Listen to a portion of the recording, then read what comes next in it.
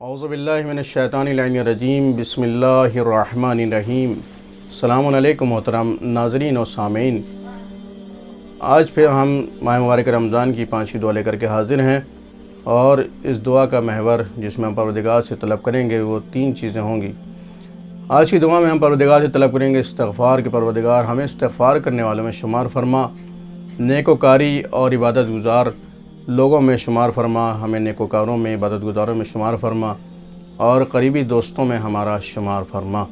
اس طرح کی دعا ہم پروردگار سے آج کی دعا میں کرنے والے ہیں، جو 5ویں دن کی دعا ہے۔ اللہم صلی علی محمد و آل محمد۔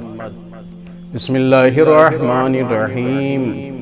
اللہم اجعلنی فیہ من المستغفرین واجعلنی فیہ من عبادک الصالحین القانتین واجعلنی فیہ من اولیائک المقربین برأفتک یا ارحم الراحمین۔ آئیے دیکھتے ہیں کہ آج کی دعا کا مطلب اور ترجمہ کیا ہے۔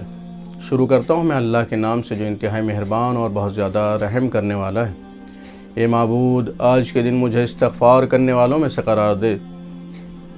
آج کے دن مجھے اپنے نیکوکار بندوں میں، عبادت گزار بندوں میں قرار دے، اور آج کے دن مجھے اپنی نزدیکی دوستوں میں سے قرار دے۔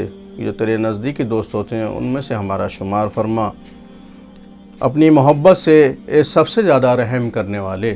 اللہم صلی علی محمد و آل محمد۔ اللہم تقبل منا انکا انت السمیع الدعاء۔ التماس دعا، خدا حافظ و ناصر۔